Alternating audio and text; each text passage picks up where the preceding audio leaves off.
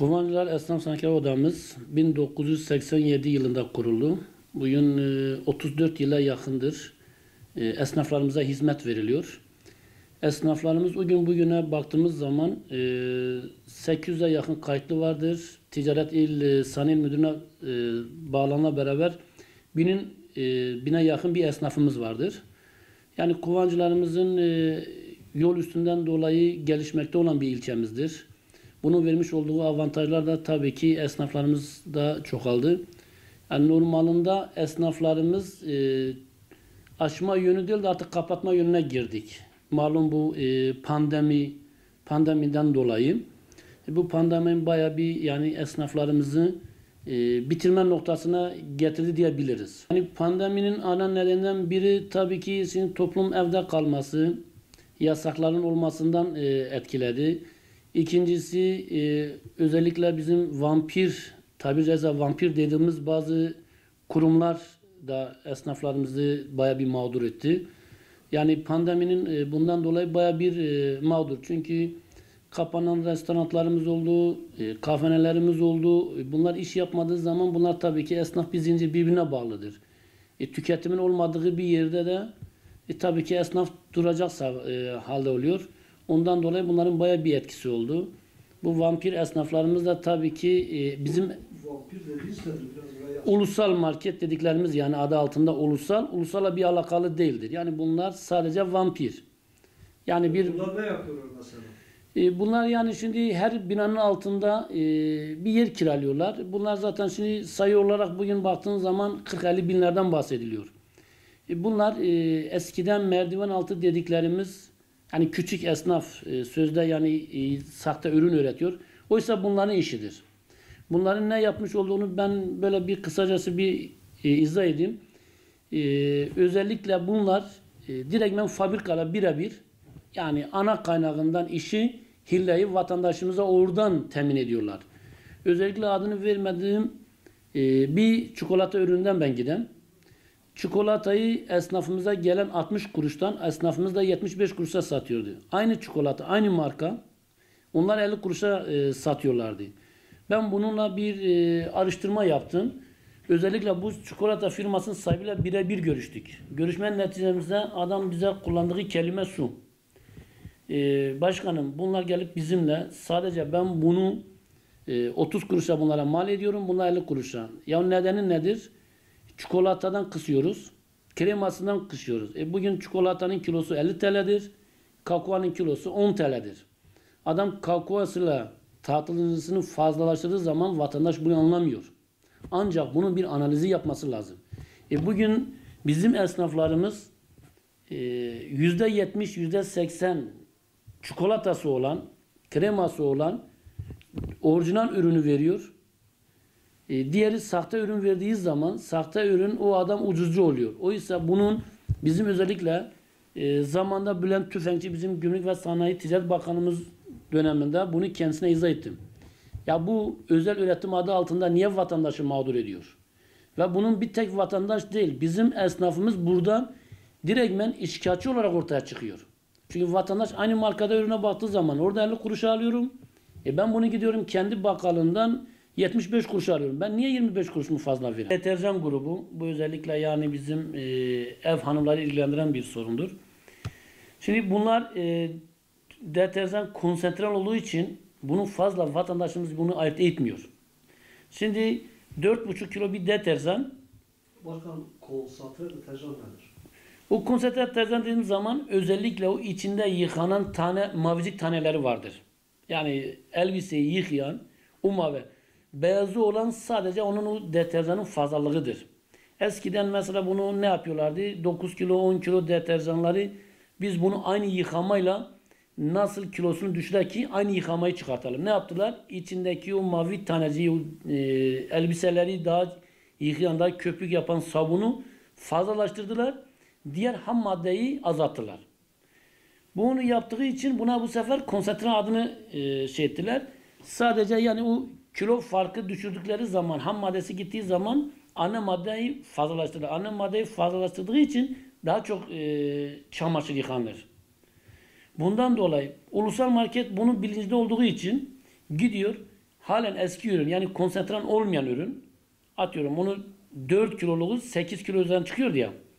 O mavi tanecikleri yıkamayan sadece o ham maddesi fazlalaştıranı torba büyük görünsün diye poşetleri onu getiriyor 4 kiloyu 40 TL'ye satıyor. Oysa bizim esnafımız 4,5 kiloyu 30 TL satıyor. 9 kilo tekavül ediyor. Yani yıkama formülü, köpüğü, o sabunu kıstığın zaman 9. Bu sefer Onlar 4 kilo bize 9 kiloyu 40 milyona satıyor. onlar 8 kilo 4'ü yapıyor. 8'e getiriyorlar ya. Normalinde 14 kilo olması lazım. Vatandaş diyor ya ben 8 kilo deterjanı alıyorum 40 TL'ye. Ben gidiyorum bakkaldan 4,5 kilo alıyorum 30 TL. Oysa halbuki 4,5 kilo değil de 9 kilodur. Onun ne yaptılar? İçindeki yıkamayı, zenginleştirmeyi daha fazla yaptılar. Bu sefer o ham maddeyi düşürdüler. Yani yıkamada bir sorun yok aynı. Ama eve götürüyorsun. 8 kiloyu götürüyorsun. 4 kilo niyetinden elbise atıyorum. 20 tane çamaşır makinesi kullanacağına 20 sefer elbise yıkıyorsun. Bizim götürdüğümüz 4,5 kiloyu 23-24 sefer yıkıyorsun. Vatandaş bunu bilmiyor. Orada bir kere Onların 8 kilosuyla kaç defa? onların 8 kilosu yıkaması yaptığınız zaman 20'ye takavül yapılır. Çünkü o 4 kiloya denk geliyor. İçindeki yıkanacak, içindeki temizleyecek maddenin özelliği yazılması lazım. Bunlar yazılmadığı için vatandaş doğal olarak ya diyor ben gittim orada fazla aldım. Bunlara dikkat edilmesi lazım. Yani bizim acilen küçük esnafın veya dürüst sanatkarımızın burada bu hilebazlara karşı olması lazım. Yani aklaması lazım. Bu da hükümet ne yapacak? Hükümetimizden ricamız içindeki ürünlerin miktarı ve maddesi yazılması lazım. Bunun içinden ne kadar elbise yıkanır? Bundan ne kadar elbise yıkanır? Bu 4,5 kilodan ne kadar elbise yıkanır? Bu 8 kilodan ne kadar elbise yıkanır? Bunu yazdığı zaman o zaman kimin dürüst olduğunu, kimin vatandaşı dolandırdığı ortaya çıkar. Ama bu ulusal marketler dediğimiz zaman bugün bunun adı altında vatandaşı mağdur ediyor. Haksız kazançtır bu. Ve dürüst esnaf ve sanatkarımızı burada mağdur ediyorlar. Hani bunlar uygun satıyorlardı. Anlaşılca şekilde bak ülkemize son zamanda bugün gelen fahiş fiyatları belirlemenin ana noktaları bunlardır. Ve bunların arka gücü kimdir? Sadece ilçemize bıraktığını bir kira 2 tane asgari ücretten başka bana bir gelirini söylesinler. Ha bunlar ilçemizde faydası mı vardır? %5 ve %10 geliri bugün belediyemize veya sosyal yardımlaşmamıza bağlasın. Buradaki mağdur insanlarımıza destek olsunlar. Biz şunu söyleyelim. Özellikle Elazığ depreminden burada Sayın Belediye Başkanımız, Şoförler Oda Başkanımız, Ziya Oda Başkanımız, muhtarlarımız biz bir Kovanca'da bir yardım kampanyası başlattık. Özellikle belediye başkanımız kendisi müdürüyle görüştü. Ya biz böyle bu esnaflardan bir yardım topluyoruz. Başkanımıza kullanılan kelime bu. Valla biz de mağduruz. Eğer elinizde fazla varsa bize yardım edin. Bir bardak su bir Elazığ'a bir yardımda katkıları olmadı bir depremden dolayı. Ama parayı nereden götürüyorsun? Buradan götürüyorsun. Biraz şunu özellikle vatandaşlarımıza sondan sesleniyorum. Yani her şey 25 kuruşla ibaret değildir. Aldığı ürünlerin bir denemesi yapsınlar. İkincisi yani zor günde, dar gününde bir poşet bile 25 kuruş senin değerin 25 kuruş yok orada. Vatandaş gidiyor alışveriş ediyor. Bakıyorum elinde bir yağ bidonu çıkıyor. Niye? Poşet 25 kuruş. Ve geliyor yanındaki bakkaldan poşeti istiyor. Senin poşet değerin olmadığı bir yerde para vermenin bir anlamı var mıdır? Ben şunu her zaman inanmışım, şunu da her zaman söylüyorum. Özellikle benim itibarım, benim değerim olmadığı yerde kusura bakma ben paramı vermem. Benim dar günümde, sıkıştığım zaman, mağdur olduğum zaman bana destek vermeyen, bana yardım etmeyene geniş gününde ben ona kusura bakmam. Ama bizim maalesef bunlardan biz bunu göremiyoruz. Vatandaşlarımda özellikle bizim yani acilen her binanın altında vampir av ölecek gibi şube açıyorlar. Ve vatandaş ne yediği inan ki bütün ürünün zararlarıdır. Bakanlık bazen zaman zaman site atıyor. Salam grubu olsun, sucuk grubu olsun, domuz ve at, eşek etleri çıkıyor. Yediği ürün, işte bakkalda yediği ürünü biliyor nedir. Veya atıyorum, geçen ben bunu bizzat tanık oldum. Ben sürekli esnafların içinde olduğum için vatandaşın biri geldi, pirinç sordu esnaftan. Aldı. Ya dedi ben ulusal markette aldım. Bozuktu. Dedim ya ne yaptın abi onu? Çöpe attım. Peki dedim biz gerçekçi olalım Allah rızası için. Sen bunu yerel esnafta alsaydın ne yapardın? Dedi valla geri getirirdim. Niye ona geri götürmüyorsun? Almıyor. Ya senesi bitmiş sen kendi yerel esnafından götürdüğün ürün neyi geri almamış?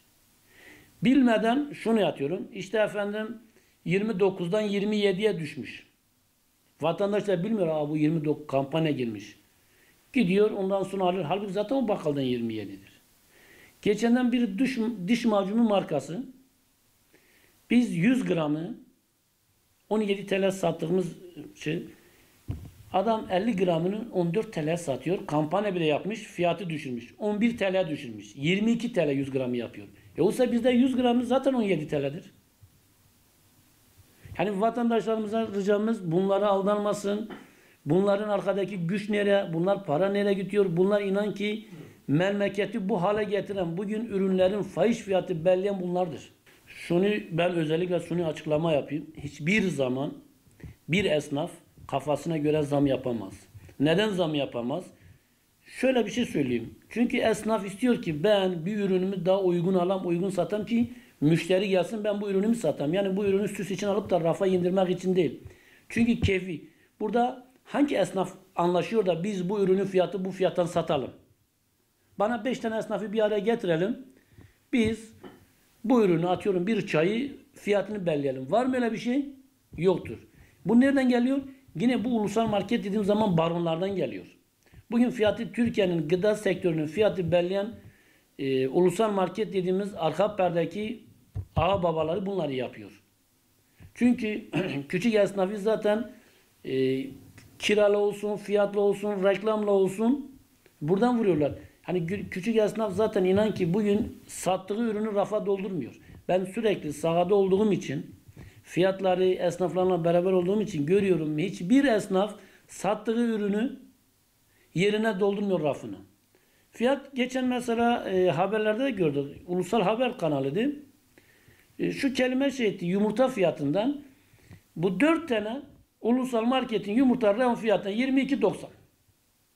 Ya birinden niye 23 değil de ve 21 değildir de? Dörtünden. Anlaşan bunlardır, ortadadır.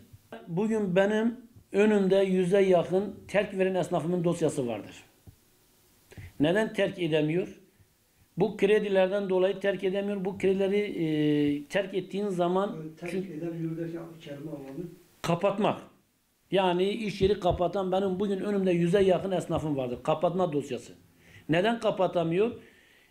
Malum Elazığ'ımızda bir deprem oldu. Ölenlere Allah rahmet eylesin. Yaralarımıza da Allah acil şifalar eylesin. Devlet bir kredi verdi. Sağ olsun, var olsun. Biz bu kredi dedik ya 2-3 ay önümüzü görürüz. 2021'de ödemeler vardır. Burada çalışıp ufaktan biriktiririz. 2021'e de ödemelerimizi başlarız yapmaya. Ama akabinde ne geldi? Bir ay falan geçmedi. Pandemi geldi. Pandemi geldikten sonra kapatmalar geldi. Yasaklar geldi. Kahveneler olsun, lokantalarımız olsun, halı sahalarımız olsun. Yani bu ciddi para getiren sektörlerdir. Bunlar kilit vuruldu, kapandı. Kapandığı zaman esnaf bu sefer bırak para kazanmayı, 2021'in borcunu ödemeyi, 2020'de borçla kapattı. Yani para kazanmayı bırak, borçla kapandı. Borçla kapatma nedeniyle adam ne yapıyor? Ben dükkanı diyor kapatam. Kapatırsa bu sefer bankada çekmiş olduğu kredi, devletimiz vermiş olduğu faizsiz kredi. Bu sefer banka sen kapattığından dolayı bu krediyi kapatmak zorundasın, ödeyeceksin. Ödeme şansı da yok. Ne yapacak? Bu sefer esnaflığını devam ediyor. Daha da borç batağlığına gidiyor. Bugün kira borcu devam ediyor.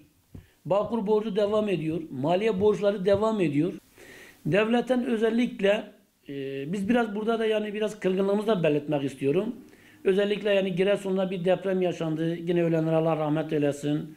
Yaralılara da Allah acil şifalar versin. Yani Giresun'da bizim vatanımızdır, bizim memleketimizdir. Hükümetimiz oradaki esnaflara 50 bin bir hibe para verildi. Ben burada soruyorum. Yani Elazığ'ın günahı neydi? Kıvancıların suçu neydi? Valla milliyetçiliğe gelirse bizden fazla milliyetçi yok. Partilere gelirse de %90'larda oy vermişiz. Yani daha artık bizden ne istenir? Hibe zaten edilmedi. Hibe edilmediği şeyden en azından bunu 1 sene, 1,5 sene, 2 sene bunun ertelenmesi lazım ki bu yasaklar kalktığı zaman biraz esnaflar kendine geldiği zaman borcunu öder. Yani kim borçlu kalmak ister? Yani biz buradan özellikle Sayın Cumhurbaşkanımıza ya inşallah dinlenirse sesimiz ona giderse ricamız yani bu vatandaşlara bu esnaflara bilgilensin. Yani gerçekten bu esnaf doğru mu konuşuyor, yalan mı konuşuyor? Bu mağduriyeti var mı yok mu? Bizler her zaman hükümetimizin derdimizin yanında olduk. Esnaflarımızın sorunu bizden ne isteniyorsa biz sunmaya hazırız. Hiçbir şeyimiz yoktur. Yani gece gündüzü demeden çünkü bu esnaflarımızın vebali bizden sorulur.